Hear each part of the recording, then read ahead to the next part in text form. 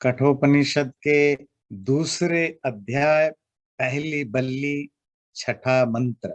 यः पूर्वं तपसो जातमध्यः पूर्वमजायत गुहं प्रविश तिष्ठन्तं यो भूतेभिर्व्यपश्यत एतत् वै तत्। पहले बताया। अभी कुछ मंत्रों में लास्ट में एक वर्ड रिपीटेडली आता है, एतत् वै तत्। तत् मतलब दैट, एतत् मीन्स दिस, वही मतलब इंडीड, ये वही है। ये मीन्स इस मंत्र में जो कुछ बताया गया जिसके बारे में, वो वही है जो हमने पहले बताया था, वो परमात्मा या भगवान के बारे में। तो कौन है वो भगवान जिसको जानने के लिए आपको उल्टी यात्रा करनी पड़ती है?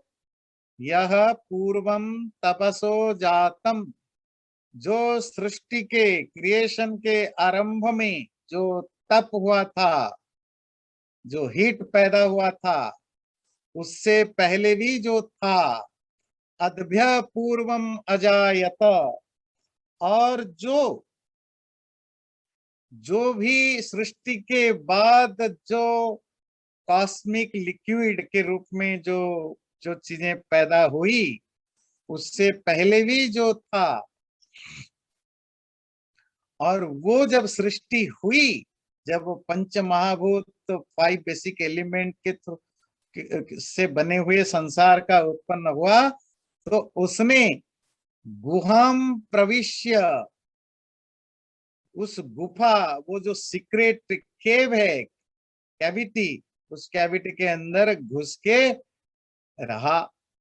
जो ज्ञानी व्यक्ति उस परमात्मा को व आत्म तत्व को जान गया कि सृष्टि से पहले वो क्या था, सृष्टि के बाद कैसे वो सीक्रेट कैविटी के अंदर बैठा हुआ है, जो जान गया तो वो तर जाएगा। वो कौन है जिसको जान गया? ये वही है जिसकी चर्चा हम इतने पिछले सूत्रों से करके आ रहे हैं।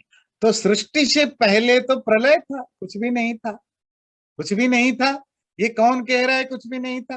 कुछ भी नहीं था मतलब कुछ मैनिफेस्टेड फॉर्म में नहीं था।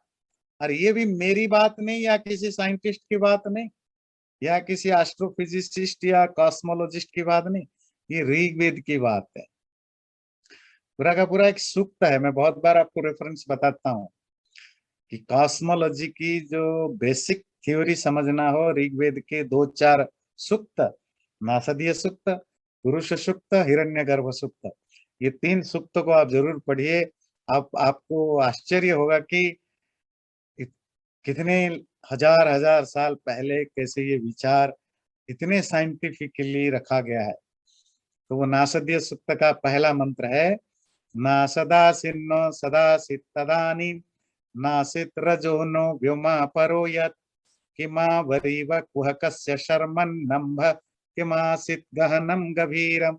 इसका मतलब है, सृष्टि से पहले सत भी नहीं था। सत मीन्स एग्जिस्टेंस, कोई एग्जिस्टेंस नहीं था। तो आप कहोगे अच्छा नॉन एग्जिस्टेंस, बोले नॉन एग्जिस्टेंस भी नहीं था। What does it mean by existence भी नहीं था, नॉन एग्जिस्टेंस भी नहीं था?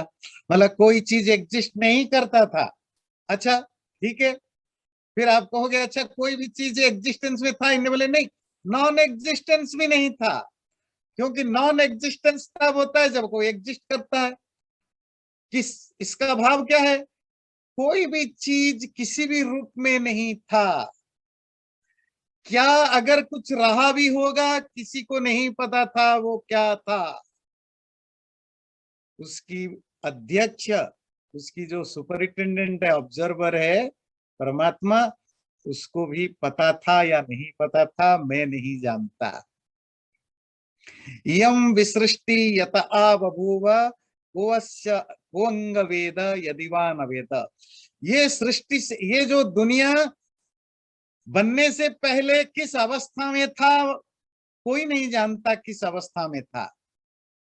तो आप इससे थोड़ा मिसअंडरस्टैंड करेंगे कि कोई नहीं जानता मतलब वो कुछ कुछ सीक्रेट था, कुछ मिस्ट्री था कि कोई नहीं जान पाया। नहीं, बात है कि जानने के लिए जो चीजें चाहिए वो था ही नहीं, तो कौन जानेगा। मतलब कोई चीज अगर एटॉमिक फॉर्म में है, आप इसको कैसे जानोगे? नहीं जान सकते ना। अब पेड़ है तो आप बोलोगे पेड़ है, पेड़ कटा है तो आप बोलोगे पेड़ कटा हुआ है। पर पेड़ अगर पैदा ही नहीं हुआ है तो आप कैसे जानोगे पेड़ है? जान ही नहीं सकते हो ना। तो कैसे कहोगे कि पेड़ नहीं नहीं है? क्योंकि आपको क्या पता पेड़ है कि नहीं है, आपने नहीं जाना। पर जो लोग रेगिस्तान में रहते हैं, कभी बाहर नहीं गए, उनको लगता होगा कि दुनिया में सब जगह खजूर का ही पेड़ होता है। तुम्हें दूसरे पेड़ पता नहीं इसका मतलब थोड़े है कि खजूर का पेड़ पता है तो दुनिया में सब जगह खजूर का पेड़ होता होगा। तुम्हें नहीं पता, तुमने नहीं देखा कि खजूर के अलावा और कोई पेड़ होता है। इट डजेंट मीन दैट कि वो चीज है या नहीं है, या है, दोनों है या नहीं है। जो चीजें मैं नहीं जानता हूं क्योंकि मेरे आसपास वो चीजें नहीं है, तो वो है ये मुझे नहीं पता, नहीं है ये भी मुझे नहीं पता। तो उसका होना ना होना ज्यादा मैटर नहीं करता। उसका मैटर ये मैटर करता है कि मुझे नहीं पता। मुझे नहीं पता क्योंकि मैं देख नहीं पाया हूं, मैंने कभी एक्सपीरियंस नहीं किया। सृष्टि से पहले क्या था या नहीं था किसी को इसलिए नहीं पता था कि उस समय हर चीज अपने उस शटल पार्टिकल फॉर्म में होते हैं, और सारा दुनिया एक तरह का कुछ नहीं था के सेंस में था। पर कुछ नहीं था अगर कहेंगे फिर पैदा कहां से हुआ?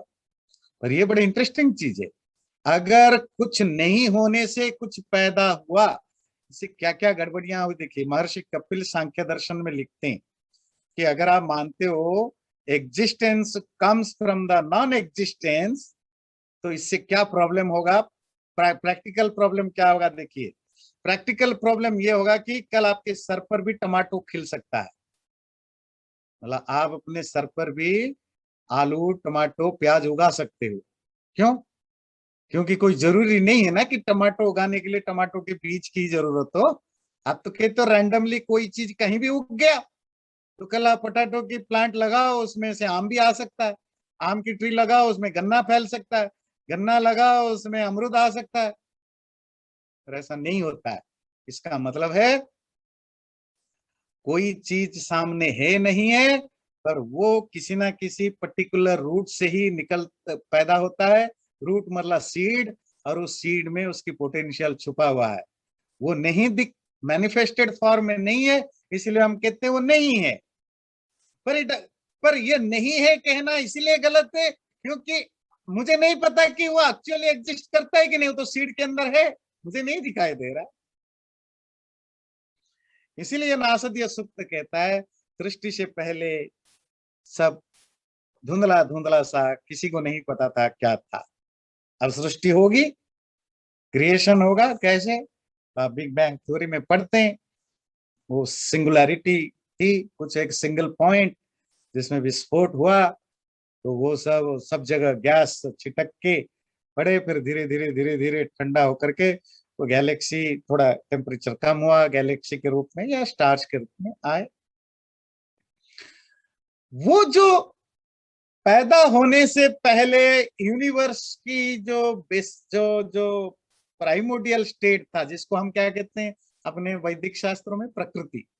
वो प्रकृति में जब पैदा होने के लिए हलचल पैदा हुआ, भाई एक एक कोई मूवमेंट तो होगा ना। जब मूवमेंट पैदा हुआ तो उस मूवमेंट का नाम है तप, तपस। वो तप वो नहीं जो हम तपस्या करते हैं, एक फिलोसॉफिकल साइंटिफिक टर्मिनोलॉजी है।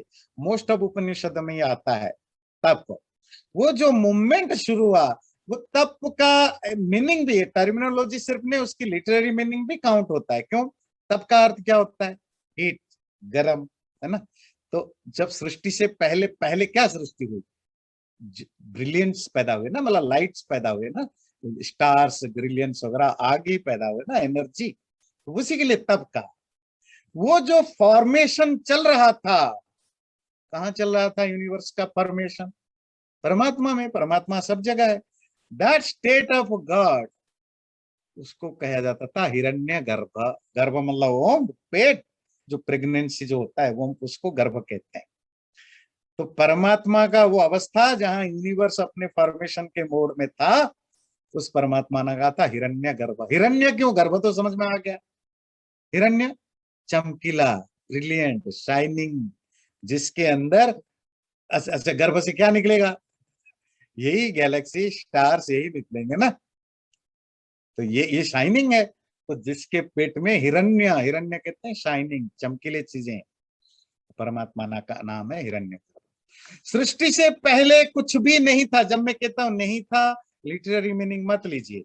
नहीं था मतलब मैनिफेस्टेड फॉर्म में कुछ भी नहीं था। अगर कोई था तो वो परमात्मा था। परमात्मा हमेशा एक ही फॉर्म में होता है, ना मैनिफेस्टेड ना नॉन मैनिफेस्टेड।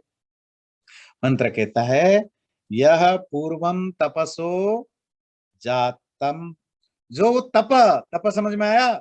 वो जो मूवमेंट, हिटिंग मूवमेंट का प्रोसेस चल रहा था, उससे पहले जो था, और उसके बाद जो कॉस्मिक लिक्विड टाइप का पैदा हुआ है ना, प्लाज्मा, कॉस्मिक प्लाज्मा या जो भी प्लाज्मिक जो भी पैदा हुआ, वो उसी को पानी कहा।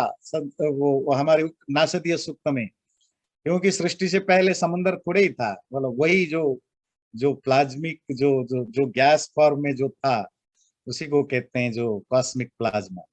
तो वो जब पैदा हुआ, और उसमें भी वो परमात्मा ही अकेला था, बाकी तो फॉर्मेशन में थे। और जब हो गया गुहाम प्रविश्य तिष्ठन्तम, सेकेंड, जब संसार बना, संसार के अंदर सब कुछ आए, तो उन्हीं के अंदर परमात्मा ग्रह घुस गया। घुस गया का मतलब क्या होता है? कि परमात्मा सब जगह है, जो बना उसके अंदर भी वो है। और यहाँ गुहा शब्द कैविटी, वेदांत दर्शन में आपने पढ़ा, क्या भाव है? आपके अंदर भी वही रहा। तो वो वही है जो तुम्हारे अंदर सीक्रेट गुफा में है, वो वही जो सारे ब्रह्मांड में है। ये तद वही तत् यह प्राणेन संभवत्यदितिर्देवता मयि गुहां प्रविश्य तिष्ठन्तिम या भूतेभिर्व्यजायत एतत् वही तत्। ये वही है जिसकी चर्चा हम कर रहे हैं। वो जो अदिति, ये फेमिनिन जेंडर है, ध्यान रखिएगा, स्त्रीलिंग है।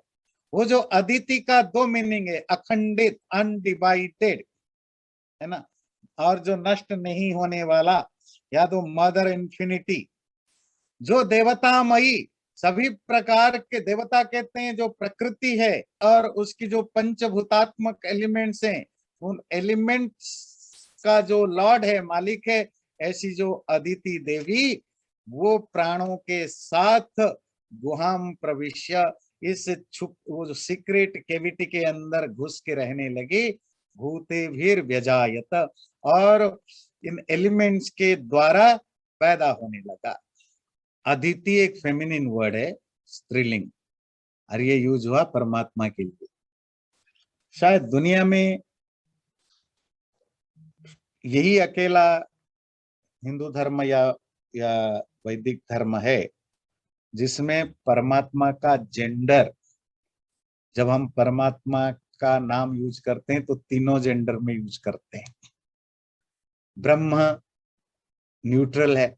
जब आप इसको ईश्वर, परमात्मा बोलते हो, वो पुल्लिंग है।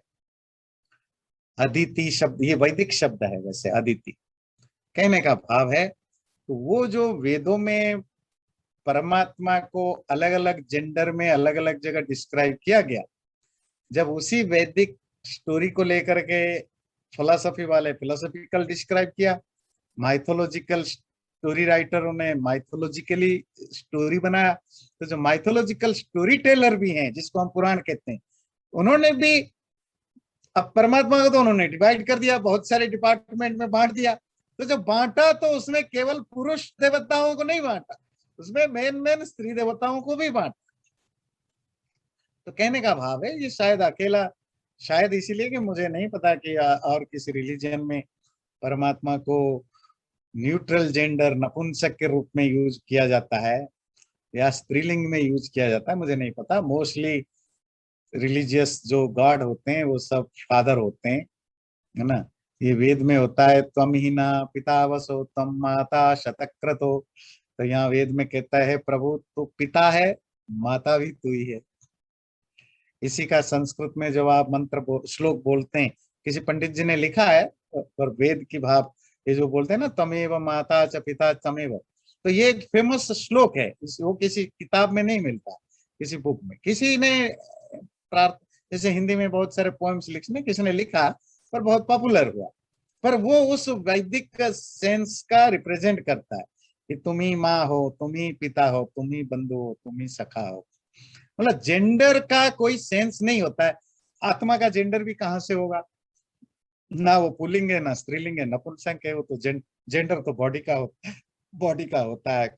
चलिए, तो इस मंत्र में वो जो अदिति, जिसका लिटरेरी मीनिंग होता है अखंडिता, अनडिवाइडेड, हमेशा एक रहने वाली, वो जो अदिति परमात्मा, वो परमात्मा अपने उसकी जो जो पावर है वो क्या है, जो प्रकृति है, इसी प्रकृति को आप माया कहते हैं, कोई इसको वो अद्वैत वाले इसको माया कहते हैं, अज्ञान कहते हैं, अलग अलग लोग अलग अलग तरीके से कहते हैं। ये जो मटेरियल सब कंपोनेंट्स है, इन्हीं के द्वारा उसने सृष्टि रचाया, रचाने के बाद लोगों के अंदर घुस के रहने लगा। अंदर कहाँ रहने लगा, ये आप वेदांत दर्शन में पढ़ते हो, जहां आत्मा रहती है वहीं है तो सब जगह, पर जब आप ढूंढने जाते हो, आप गुफा में ढूंढते हो, तो कैविटी में, केव में, वो केव कहाँ है, तो तुम्हारे वो सर के अंदर। अरण्योर्निहितो जात वेदा गर्भ इव सुभृतो गर्भिणी भी दिवे दिवे ईड्यो जागृवद्भिर्हविष्मद्भिर्मनुष्येभिरग्नि एतत् वही तत्, ये वही है। कौन वही है, जो अरण्यों के बीच में रहने वाला जातवेद, जो गर्भिणी माओ के गर्भ में पले जाने वाले के तरह, जो लकड़ियों के अंदर प्यार से पले जाते हुए अग्नि के तरह जो है, जो रोज रोज योगी तपस्वी यज्ञ करने वाले मनुष्यों के द्वारा जिसकी रोज पूजा होती है। एक एक शब्द लेंगे, अरण्योर निहितो जात वेदा, इतना लेते हैं। अरणी, अरणी कहते हैं लकड़ी को, ऐसी लकड़ी जो जलने लायक है, जो यज्ञ में जिसको लकड़ी के रूप में जलाया जाता है उसको समिधा कहते हैं, उसी को अरणी भी कहते हैं। आजकल तो मैच बॉक्स से लाइट निकालते हैं, लाइटर से निकालते हैं, अलग अलग तरह से। पहले कैसे आग निकालते थे, इंडियन लोग कैसे निकालते थे, अलग अलग देशों में अलग अलग करते थे। लकड़ी को रगड़ के निकालते थे या पत्थर को रगड़ के निकालते थे। तो लकड़ी को रगड़ने से आग निकला, इसका मतलब आग लकड़ी के अंदर था। तो सवाल है कि लकड़ी के उसको कहते हैं अरणी। अच्छा, हर लकड़ी को रगड़ने से आग नहीं निकलेगा ना, मतलब आपको एक आपके बैकयार्ड में एक पेड़ है, उस पेड़ को काट के आप रगड़िए, आग थोड़ी निकलेगा। वो प्रॉपर प्रोसीजर होता है ना, वो सूखा हुआ हो, है ना। और कुछ लकड़ियां बहुत जल्दी आग निकालती हैं, कुछ लोग बहुत टाइम लगता है। तो अरण्य एक स्पेसिफिक लकड़ी होती हैं जो जो जिसमें आग निकालना आसान होता है, या पत्थर भी कह सकते हैं। जैसे अरणी है तो इसी तरह पत्थर को भी रगड़ने से आग निकलता है, मेटल्स को भी रगड़ने से आग निकलता है। तो जब लोहे के अंदर या लकड़ी के अंदर आग है, तो वो आग कहाँ है। आपका बच्चा आपको पूछेगा पापा या मम्मी, या आग कहाँ से निकाला, तो आप कहोगे लकड़ी को रगड़ से निकाला। बोले आग कहाँ था, बोले आप कहोगे लकड़ी के अंदर है, पत्थर के अंदर है। फिर वो कहेगा जी मुझे तोड़ के दिखाओ कहाँ आग है। अब कब कैसे दिखाओ, नहीं दिखा सकते हो। तो कहां पर है, तो लकड़ी के हर कण कण में है। आग निकलता क्यों नहीं है, उसकी प्रोसीजर फॉलो करना पड़ता है। जब आप प्रॉपरली दोनों को घिसते हो, तो घिसने के बाद तो एक प्रॉपर वे में जब वो घिसा जाए तो निकल जाता है आग। तो अरण्यों के अंदर जैसे जातवेद, जातवेद अग्नि का दूसरा नाम है। ये एक वैदिक वर्ड है आग के लिए, फायर के लिए, जातवेद। ये संस्कृत में ये शब्द नहीं मिलता, ये वेदों में मिलता है। और जात वेद का लिटरेरी मीनिंग होता है वो जो संसार में कोई भी चीज जात है, पैदा हुआ है या बना हुआ है, उन सबको वेद जानने वाला, वेद का अर्थ जानना वाला, समझ ध्यान रखिए। अर्थात संसार में कोई भी चीज हो उन सबको वो जानता है। जानता है मतलब तो सबके अंदर है, जो सबके अंदर है वही तो जानेगा ना। तो बताइए एनर्जी कहाँ नहीं है, है? बर्फ में भी है, आग में भी है, पत्थर में भी है, सूरज में भी है, स्पेस में भी है। ऐसा कोई चीज है जहां आग नहीं है? आग मतलब एनर्जी नहीं है? एनर्जी सब जगह है। इसीलिए फायर का, अग्नि का एक फॉर्म जो एनर्जी जो सर्वव्यापक है उसका नाम जातवेद है। तो कहते हैं जैसे अरण्यों के बीच में अग्नि, अरण्यों के अंदर अग्नि होता है। और कैसे होता है उसके लिए जो एग्जाम्पल दिया देखिए, गर्भ इव सुभृतो गर्भिणी भी।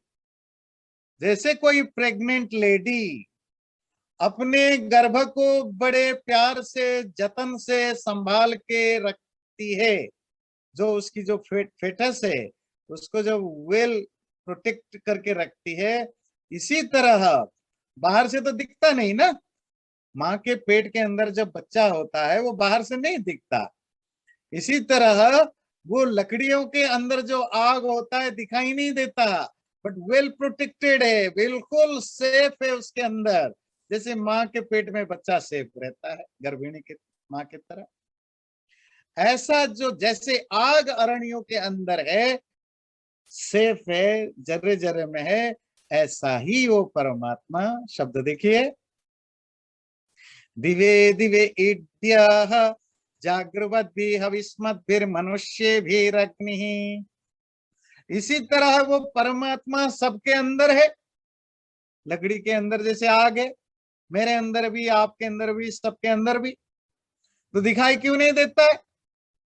तो फिर आप लकड़ी को, लकड़ी काट के दिखाओ आग कहाँ है, पत्थर तोड़ के दिखाओ आग कहाँ है। और एक मंत्र आगे पढ़ेंगे, है ना, आप वो दूध में मक्खन कहाँ है दिखाओ, आप सरसों में तेल कहाँ है दिखाओ तोड़ के, फिर हम दिखाएंगे आपके अंदर आत्मा कहाँ है, आपको तोड़ के दिखाएंगे कहाँ है परमात्मा। तो ये जो एनालॉजी है बहुत इंपॉर्टेंट है, जो समझाने के लिए बड़ा हेल्प करता है। तो जैसे अरण्यों के अंदर आग होता है, इसी तरह सबके अंदर वो जो परमात्मा, वो ईड्य है। ईड्य का मतलब पूजनीय है, रेस्पेक्टेबल है, वर्शिपेबल है।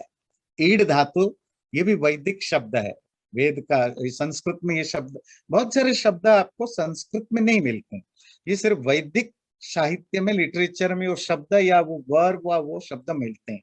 जैसे ईड धातु है, इसका मतलब होता है to worship, to to praise. जैसे ऋग्वेद का पहला मंत्र क्या है? अग्निमीळे पुरोहितम। अग्नि की मैं ईड़े, पूजा, उपासना, स्तुति करता हूँ।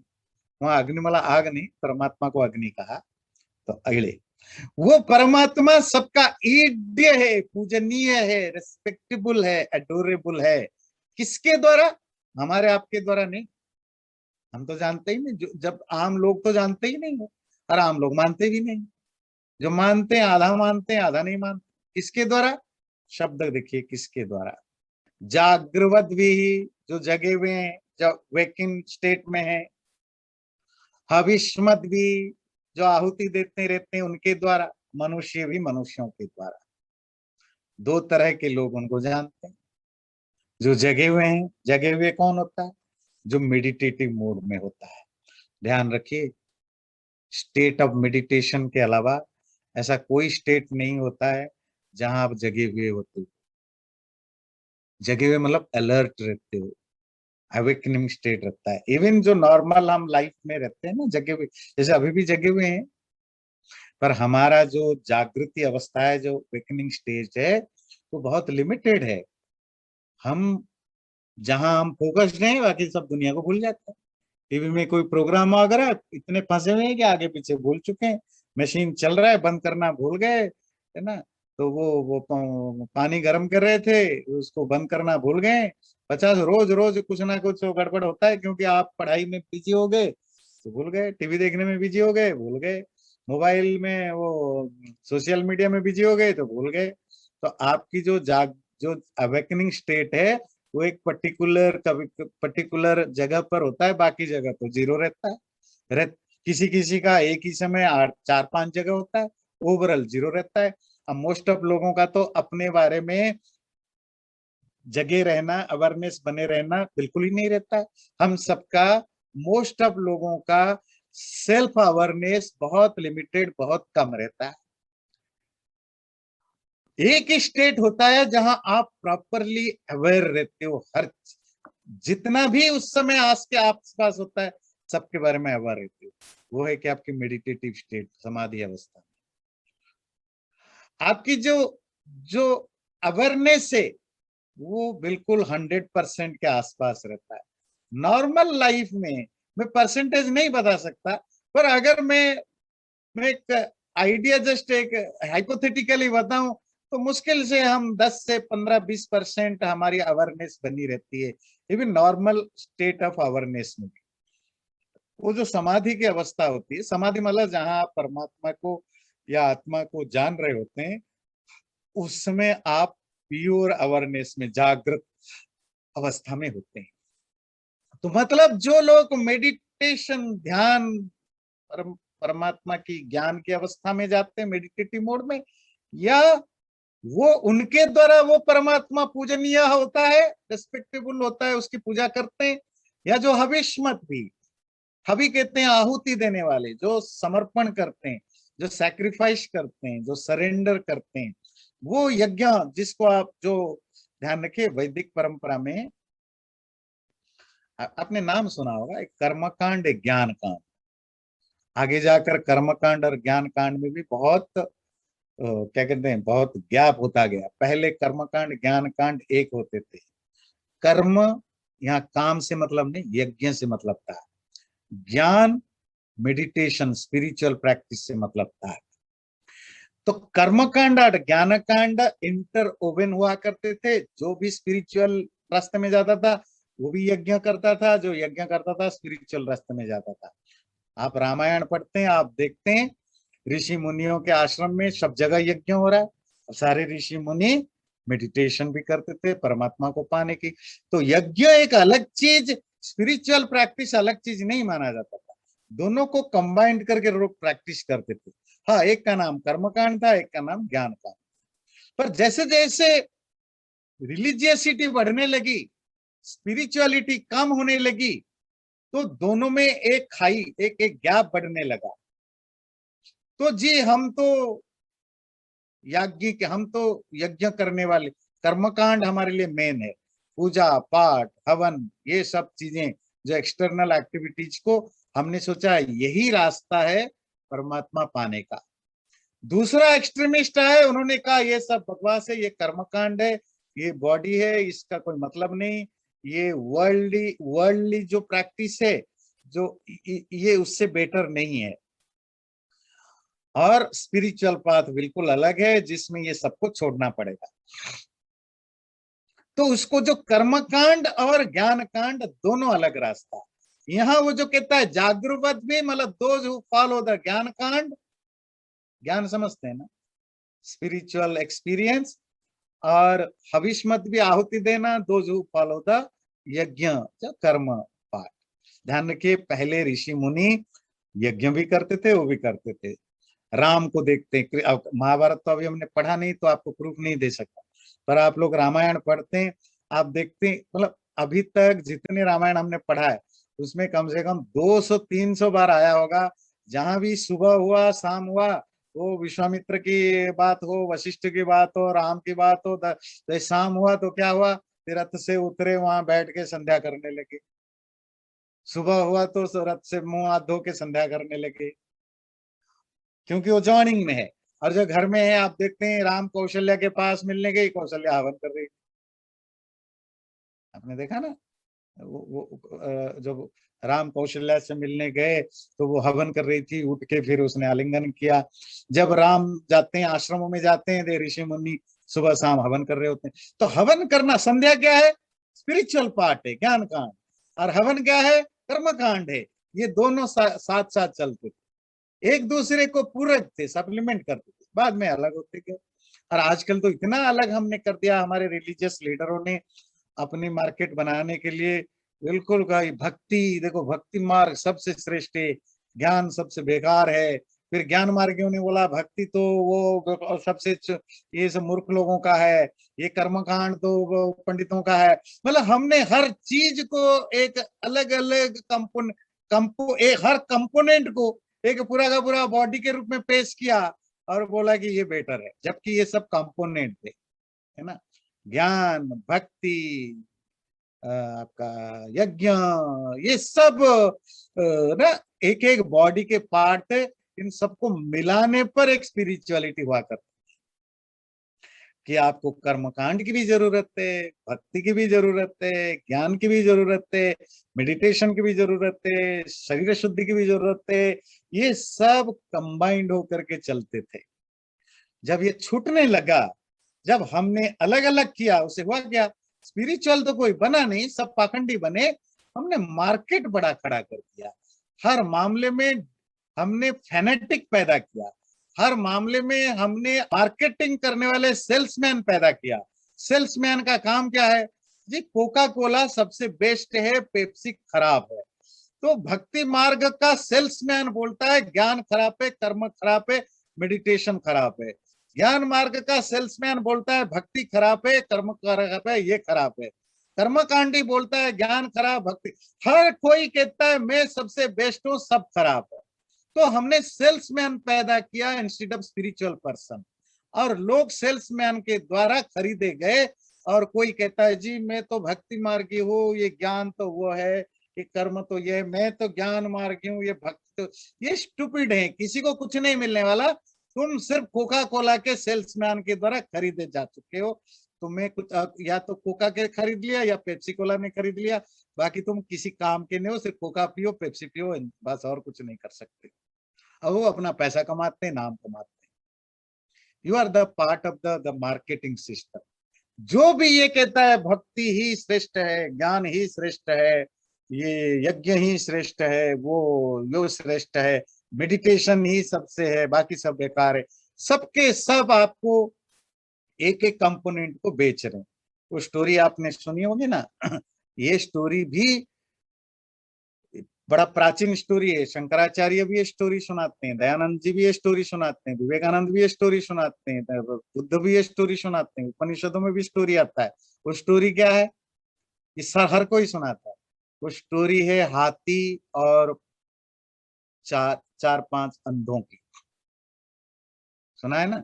तो एक बार अंधों की एक दोस्त, मतलब चार पांच अंधे थे, एक दूसरे से फ्रेंड थे, तो कहीं खड़े हुए थे तो एक हाथी आया लोगों ने चिल्लाया हाथी है, हाथी है।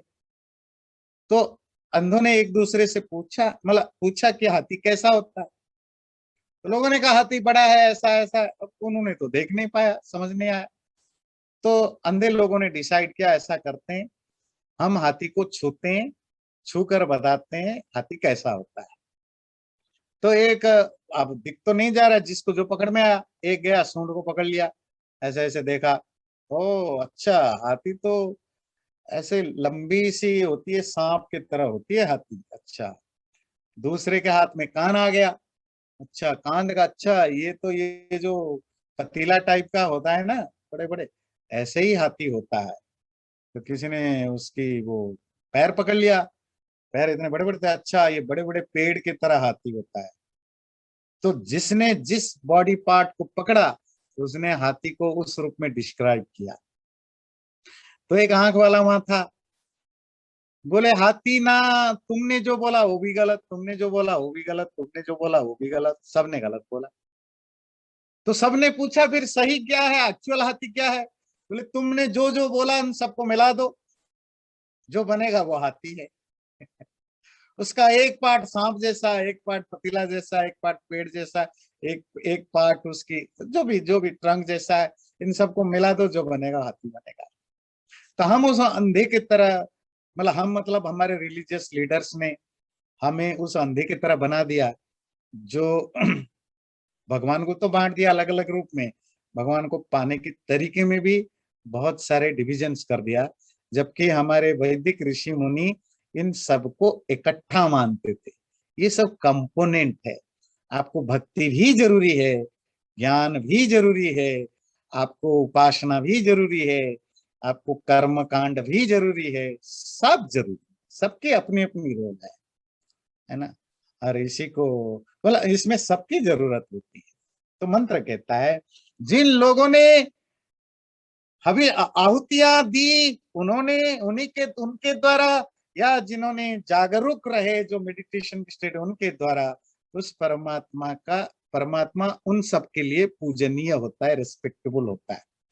पूजनीय हमारे आपके लिए क्यों नहीं भाई? जानोगे तभी तो पूजा करोगे ना। जब आपको पता ही नहीं कि वो क्या है, सफेद है, काला है, लाल है, पीला है, तुम्हारे किसी काम का है कि नहीं, तुम्हारा दादा है, पड़ोसी है, परदादा है, चाचा है, मामा है, क्या तुम्हें कुछ नहीं पता ना?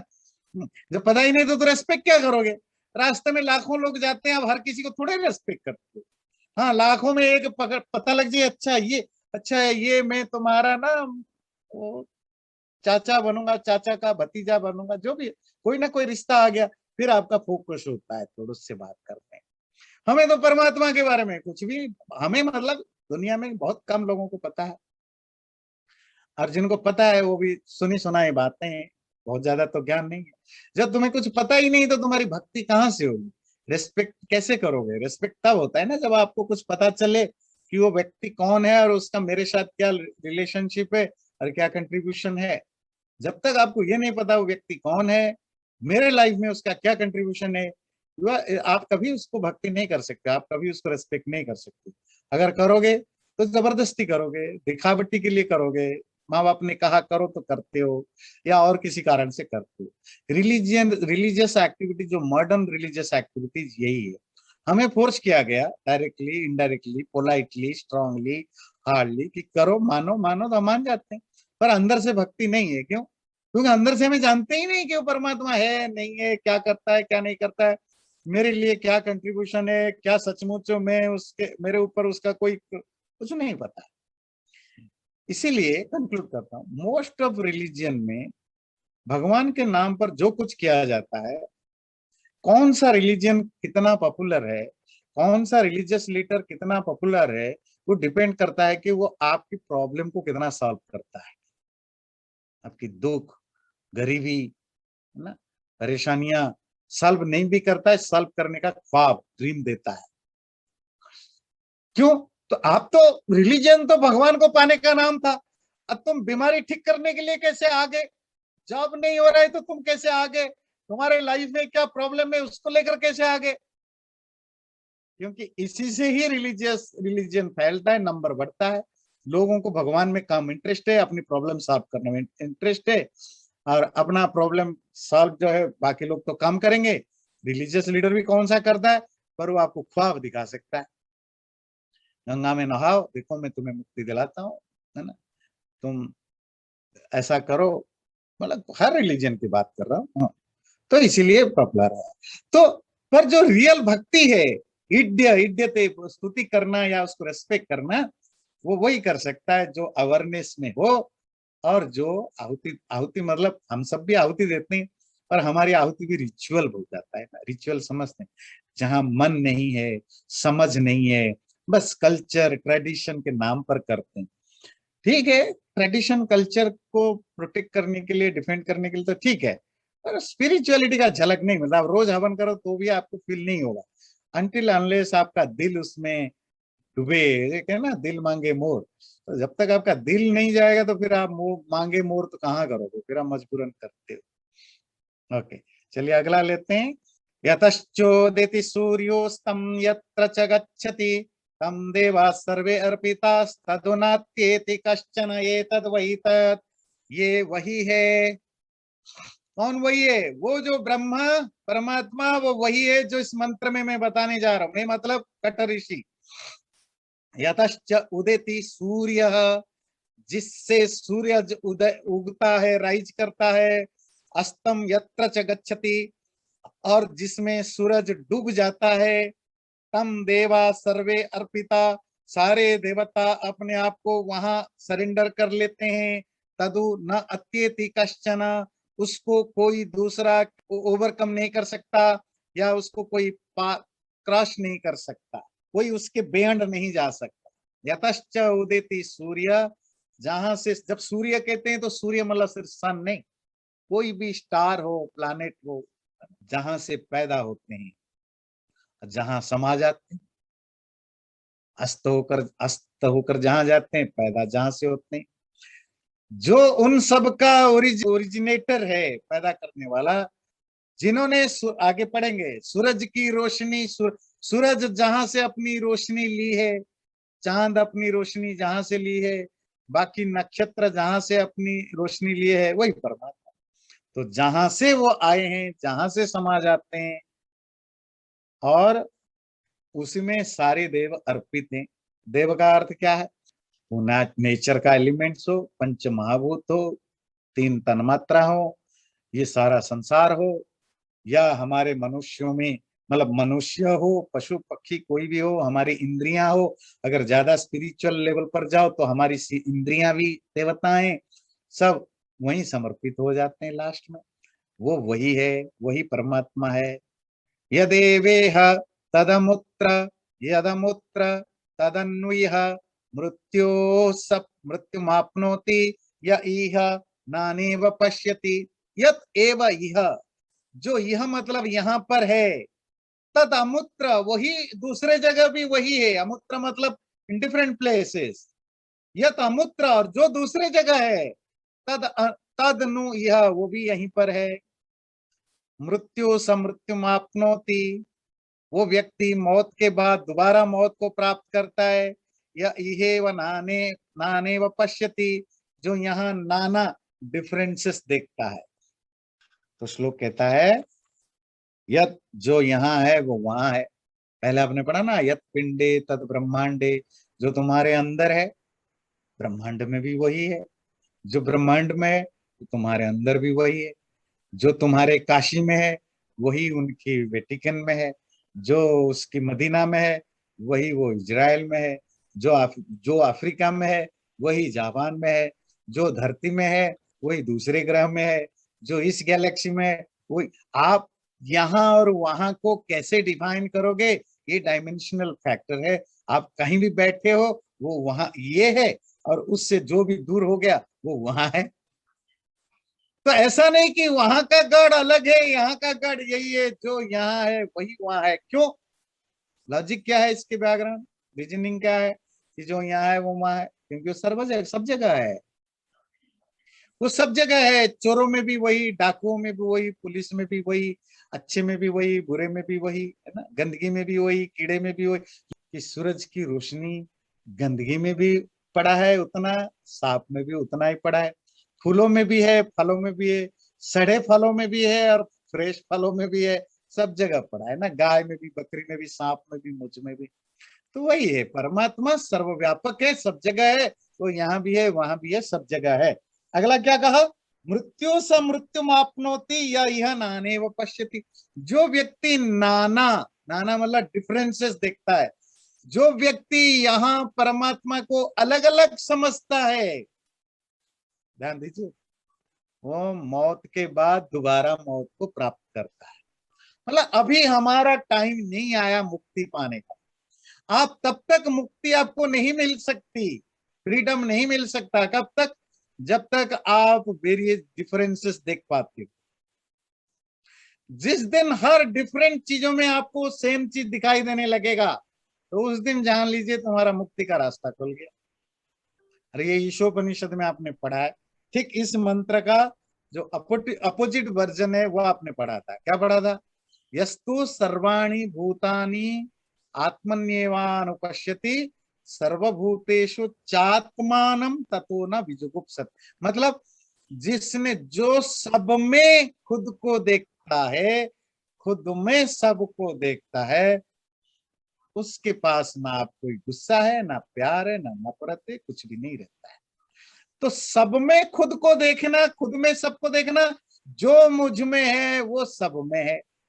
पहाड़ में भी, पत्थर में भी, पानी में भी, शत्रु में भी, मित्र में भी, मनुष्यों में भी, सब में वही परमात्मा सब जगह है। ये भाव है। जब तुम डिफरेंशिएट करने लगते हो, जब तक तुम्हारा डिफरेंशिएट करने लगोगे तब तक तुम्हारा स्पिरिचुअल अचीवमेंट नहीं हुआ है, तब तक तुम जन्म मृत्यु के चक्र में जाते रहोगे, जाते रहोगे। चैनल को सब्सक्राइब जरूर करें और वीडियो अच्छा लगे लाइक भी जरूर करें।